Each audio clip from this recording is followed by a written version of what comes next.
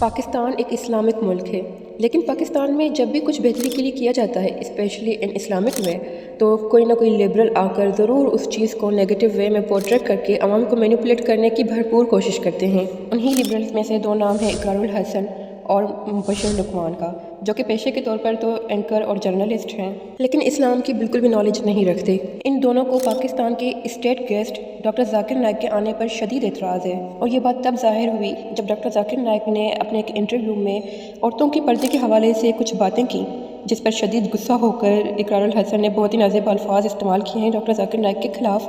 پہلے ہم وہ کلپ دیکھ لیتے ہیں، اس کے بعد آپ سے آگے بات کرتے ہیں۔ میرا یہ خیال ہے ذاکر نائک صاحب کو یہ فرض نہیں کر لینا چاہیے تھا کہ ایک معاملہ اگر ان کے ساتھ ہوتا ہے تو ضروری ہے کہ یہ سب کے ساتھ ہوتا ہو، یعنی اگر وہ 20 منٹ تک کسی عورت کو گندا خیال ذہن میں لائے بغیر نہیں دیکھ سکتے تو اس کا یہ مطلب نہیں کہ کوئی بھی مرد یا کوئی بھی شخص کسی عورت کو گندا خیال ذہن میں لائے بغیر 20 منٹ تک نہیں دیکھ سکتا۔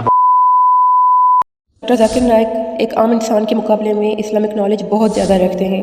دوسری طرف مبشر لقمان جو کسی پر فضول بحث کر کے، اور اقرار الحق جو کہ جھوٹے باباؤں کو جادو کے کیس میں پکڑ کر اپنے چینل کو گرو کر کے عوام کو بیوقوف بنا کر انہوں نے میڈیا کوریج لی، اور ان دونوں کو لگتا ہے کہ میڈیا کوریج لے کر ان کو کسی پر بھی بولنے کا حق مل جاتا ہے۔ ایسا بالکل بھی نہیں ہے، وہ بھی جب سامنے والا بندہ ڈاکٹر ذاکر نائک ہو، جن کو اللہ تعالیٰ نے اتنی عزت عطا کی ہے، جن پر اللہ کا اتنا کرم ہے کہ انہوں نے لاکھوں لوگوں کو کلمہ پڑھا کر مسلمان کیا ہے۔ اشہدو اللہ الہ الا اللہ۔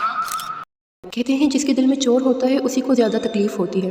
ڈاکٹر ذاکر نائک کے جو انٹرویو میں انہوں نے کہا کہ ایک بے پردہ عورت کے سامنے ہونے پر مرد کو ضرور کچھ ہوتا ہے، اور دیکھا جائے تو یہی برائیوں کی وجہ بھی ہے۔ اگر ہم اس چیز کو مان نہیں رہے تو ہم اس چیز کو ڈینائی بھی نہیں کر سکتے۔ آپ لڑکی کو 20 منٹ تک دیکھیے، آپ کے دل میں ہلچل نہیں ہوتی ہے، مطلب آپ میڈیکلی بیمار ہیں۔ اگر خواتین کام کرنا چاہتی ہے تو کر سکتی ہے، لیکن نمبر 1 وہ شریعت کے خلاف نہیں ہونا چاہیے۔ اگر وہ شادی شدہ نہیں ہے تو اپنے والد سے مشورہ کرنا چاہیے، اگر شادی شدہ ہے تو شوہر سے۔ وہ اجازت سے کوئی بھی کام کر سکتے تو شریعت کے خلاف نہیں ہے، لیکن شریعت کے خلاف ہے، شوہر بھی ہاں بولتا ہے تو حرام ہے۔ مثال کے طور پہ خواتین میڈیا پہ کیمرہ کے آگے نہیں آ سکتے، معاف کرنا، کیونکہ جب میڈیا کے آگے آتی خواتین اگر پورے نقاب میں آ رہی ہے، ذرا بھی فتنہ نہیں ہے تو شاید کچھ علماء مانیں گے، لیکن خواتین اگر صحیح حجاب سے نہیں ہے اور اگر صحیح حجاب سے ہے اور چہرہ دکھ رہا ہے تو فتنہ کے کئی امکانات۔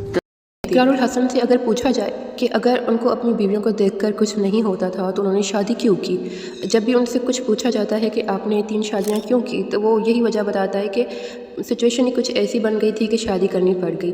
اب ان کو چاہیے کہ وہ اس چیز کو ایلیبوریٹ کریں کہ کیا سچویشن بن گئی تھی اور آپ کے ساتھ ایسا کیا معاملہ ہوا تھا کہ آپ کو شادی کرنی پڑ گئی، جبکہ اگر آپ کو سامنے کسی عورت کو دیکھ کر کچھ خیالات نہیں آتے، پھر 3 شادیاں کرنے کی ایسی کیا مجبوری تھی۔ اقرار الحسن کو اس بات پر اعتراض ہے کہ ڈاکٹر ذاکر نائک نے اس بات کو ہائی لائٹ کیوں کیا کہ عورتوں کو پردہ کرنا چاہیے، کیونکہ ان کی بے پردگی کی وجہ سے دوسرے مردوں کے دماغ میں غلط خیال آ سکتے ہیں۔ پردہ کرنا اور نظر کی حفاظت کرنا ایک شرعی حکم ہے جو کہ اللہ نے دیا ہے، ڈاکٹر ذاکر نائک نے نہیں۔ تو آپ کیسے کسی ایک اسٹیٹ گیسٹ کو نشانہ بنا سکتے ہیں جبکہ وہیں پر بہت ساری چیزیں ہمارے ملک میں ہو رہی ہیں جس کو مطلب کہ وہ ہائی لائٹ نہیں کرتے۔ صرف پاکستان کے مسائل، جھوٹے پیر بابا، دودھ میں پانی ملا ہوا، یہ سارے مسائل نہیں ہیں، اور بھی بہت سارے مسائل ہیں۔ چھوٹی بچیوں کے ریپ ہو رہے ہیں، پاکستان میں مہنگائی ڈے بائی ڈے بڑھ رہی ہے۔ کیا کبھی اقرار الحسن نے یہ جا کر دیکھا کہ ایک لوور کلاس فیملی کس طرح سے سروائیو کر رہی ہے مہنگائی کے دور میں؟ کیا کبھی اس نے ہاسپٹلس میں جا کر دیکھا کہ فیک میڈیسنس دے کر پیشنٹس کی زندگی سے کس طرح کھیلا جا رہا ہے؟ کیا اس نے یہ دیکھا کہ ایک مزدور جو دہاڑی کے 1000 روپے کماتا ہے وہ کس طرح سے 200 روپے والی ٹیسٹ کو ڈاکٹرز کی کمیشن کے لیے 2000 روپے میں کس طرح سے کروائے گا؟ کیا کبھی ان چیزوں کو ہائی لائٹ کیا ان لوگوں نے؟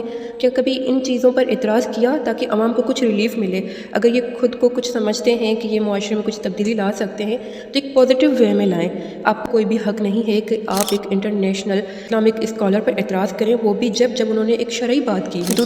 کوئی سچا مسلمان اللہ تعالیٰ کے کسی بھی حکم پر اعتراض کرنے کی سوچ بھی نہیں سکتا، اور اس کے لیے یہ بہت ہی شرم کی بات ہوتی ہے کہ کسی شرعی بات پر وہ اعتراض کرے یا اس کو وجہ بنا کر کسی اسلامک اسکالر کو وہ برا بنا کر عوام کے سامنے پیش کرے۔ یاد رکھیں کہ ایسی لوگوں کے لیے ہدایت کی دعا کرنا کافی نہیں ہوتا۔